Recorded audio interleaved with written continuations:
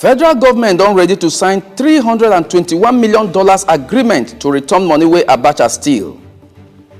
Nigeria Center for Disease Control talk say coronavirus never show face for inside Nigeria. Kidnappers don kaput one seminary student wey dem been kidnap inside Kaduna. And they don gbab one person wey dem suspect say he wan bomb church for Kaduna State. My people, good afternoon, and thank you so you join us for As It Take Happen this afternoon. My name is Nna Douglas, and for the first story we carry come for now, report talks a federal government will sign one agreement with United States of America and the island of New Jersey to help return $321 million wey before head of state wey don kaput General Sani Abacha been steal. Talk person for Attorney General of the Federation and Minister for Justice Abubakar Malami, wey name na Dr. Umar Gwandu, na yarn this one for one talk paper on Sunday, say the minister go sign the agreement on behalf of federal government inside Washington, D.C., and the signing go happen this week. Gwandu talk say Malami don travel out from Nigeria on Sunday to attend one 3-day meeting between United States Nigeria Binational Commission wey go happen for Washington, D.C., and for the meeting, the signing go happen. He add say this meeting where they happen every year between Nigeria and the U.S. now to use and cross-check the friendship between the two countries and to find ways we go make their relationship they kajad, especially for every diplomatic area. And for the next one, the Nigerian Center for Disease Control, where everybody know as NCDC, talk say the one wey news they waka for town say coronavirus don't enter Nigeria, he say nothing like that. They tell Nigerians say make them forget about the story sake of saying a rumor it be. NCDC on top one statement on Sunday talk say the case of one Chinese man wey returned to Nigeria from China last week, he said that the company where they work for Nigeria tell and say make he go hospital go check himself whether he carry corona come back. But alas, they can't understand say he no get the disease. Then further talk say they don't ready to open where they go test sample where they collect from people wey show signs say they get the disease. NCDC can they advise Nigerians say make them shine their eyes and read about every information wey concern coronavirus so that they go dey safe from this wicked disease. They also advise people when they travel from China say abeg, if anybody they do anyhow or they do somehow for their body, make them sharply report to NCDC through their communication center. And for the next story, as authorities for the world on the battle to fight coronavirus make it no spread, Wazobia Max TV correspondent Dumebi or Dumegu join us live from Kano to tell us how they take the tackle the disease so that it no go enter Kano. And if our correspondent don't ready, Dumebi, good afternoon. Good afternoon, Daisy. Yes, the fear of everybody now, from Lassa fever will come last week, now coronavirus. Waiting they happen for Kano, how do they try to stop this disease from coming into Kano State or Nigeria? Well, for inside Obodo Kano, so far so good. The badness of coronavirus never enter Kano State. Although the Ministry of Health, them talk say they already start all those many things to do, and they don't do on high alert to see say the way Lassa fever take them with surprise. They don't say they don't want to make this coronavirus come use backyard way, come reason say won't even enter Obodo Kano. As me and the public health director, I'm Dr. Imam, as we talk this morning, he come out contact say even as he say the case never enter Kano, and even as we say Lagos State they get one kind of small gist like that yesterday. Say even like say coronavirus don't show face, although they don't come out contact saying a lie. He might talk say Kano State government now together with the health ministries, another serving bros on top the matter, they don't put head together, stand, red alert, and attention to make sure the coronavirus in not smell Obodo Kano. Okay, thank you, Dumebi, for that one where you give us on top the update of coronavirus. And I would pray say make that kind of wicked disease not enter Nigeria. Thank you. And for other news, police inside Kaduna State talk say they don't grab one man with dangerous items so they suspect saying a bomb, waiting Oyibo they call improvised explosive device inside one church for Sabon Tesha area for Chikun local government area inside Kaduna State. Police talk person for the state, Yakubu Sabo, tell Tori people say the suspect, wey named Nathaniel Samuel, security people catch him inside Living Faith Church during one Sunday when church service been they go on.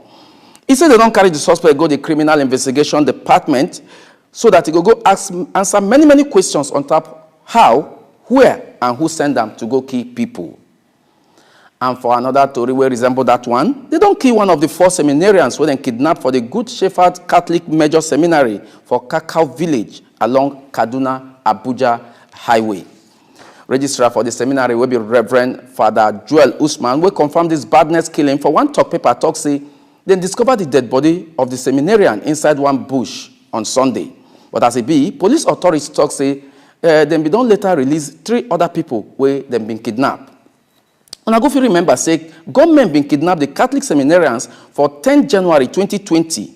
The government wey been show face inside the school come begin to dey shoot gun everywhere to put fear and pursue people come out for the area where then later kidnap these 4 seminarians from their hostel.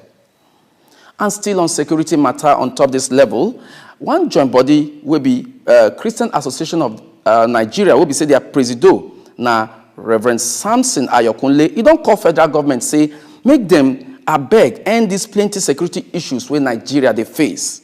Reverend Ayokunle weigh on this one to Tori people for the end of 3 days special fasting and prayer for Nigeria on Sunday. Tell government, say, abeg, make them improve why people go stay where they go stay, and criminal people can't they disturb them. Say, abeg, make them improve, say their best, no they good enough. The camp president can also call head of security joint body, say make them bring new strategy to fight criminal badness, even as insist, say, you don't get any reason why people go stay for kidnappers' hand for many days. You can't they beg politicians, say, I beg. They tell una, say, make una know they use people life, they play politics. And for another one, General Overseer for the Redeemed Christian Church of God will be Pastor Enoch Adejare Adeboye. On Sunday, now so he lead members for the church on top one waka against security situation and the kilikili where they happen inside Nigeria. The waka been happen for end of the monthly Thanksgiving service will happen for their national headquarters inside Ebute Metta for inside Lagos State. Adeboye na lead for front as they start the waka from Ebute Metta through Aton Cemetery inside Yaba and back to the church. And no be small thing, Adeboye talk say this prayer waka na to use and talk to God, say make it save Nigeria from the hand of bad people like terrorists, bandits, kidnappers, armed robbers, militants, and ritualists will be say their work now to the key people sake of long throat for money. And for the next story, my people, the next story get to do with APC.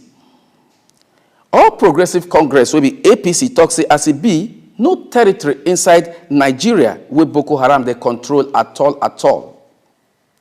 APC talk person Lanre Issa Onilu talk say the talk where they walk around say Boko Haram bandits and kidnappers they target one religion and tribe is saying at the handwork of selfish joint body and people who no get eyes to see waiting day. The APC talk person talk say make all Nigerians check and well. The statement talk say as they hot, no atom of Nigerian territory they under the control of Boko Haram.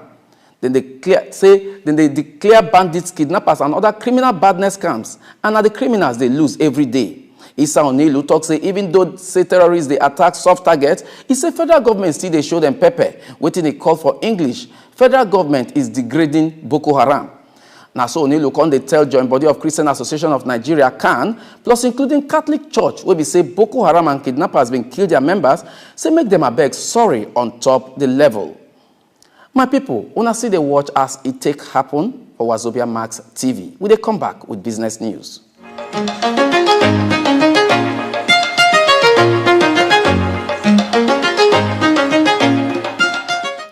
And on top business, federal government talks say they don't cancel minimum tax for insurance sector to help the sector grow. Vice President Yemi Oshibajo now yarn this one for Abuja when he delivered the National Defense College Course 28 lecture. Oshibajo talks say in they expect to see say insurance industry for the country grow, even as he talks say they don't remove many things inside Finance Act when they make insurance grow.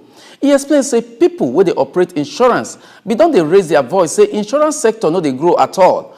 Just as an add say the one way we say they amend the tax amendment na good news for them.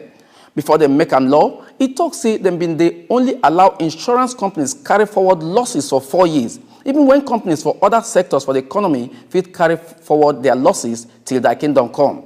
The Vice President talks say the Finance Act na government's fiscal response to two issues wey concern how to generate enough revenue money and create better space for business to grow. It remains sports news with the show now.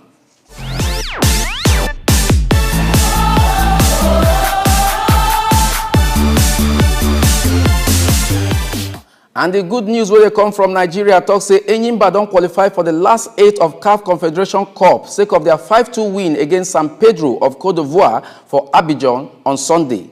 Abdurrahman Bashiri now first find trouble when he teared the net for Enyimba for the 2nd minute, and Victor Mboma and the second after scored the second one after 1 minute later. Sheriff Jimo from Cote d'Ivoire can score 1 goal for the 6th minute. Now harvest of goals as Austin Oladapo can restore Enyimba's 2-goal lead for the 25th minute. But as it be, like cat and rat, San Pedro fight back to pull another trigger inside Enyimba net through Roland Zambi before they go for halftime. Enyimba can make the draws safe for second half with goals from Mboma and Stanley Dingba. As it be, the People's Elephant finished second as in they follow Morocco's Hassania Agadir for Group D with 10 points. Closest group opponents, Paradu AC from Algeria, finished third with 8 points after the Nkpoko, the group winners, will be Hassania Agadir. My people, now the story be that, but make we tell on our top story again. Federal government don ready to sign $321 million agreement to return money wey Abacha steal. Nigeria Center for Disease Control talk say coronavirus never show in ugly face for Nigeria. Kidnappers don kaput one seminary student wey dem been kidnapped inside Kaduna, and they don gbab one person wey dem suspect say he wan bomb church for Kaduna State. My people, na so it be on top as it take happen this afternoon. My name na Nna Douglas. Join us for 2 o'clock again.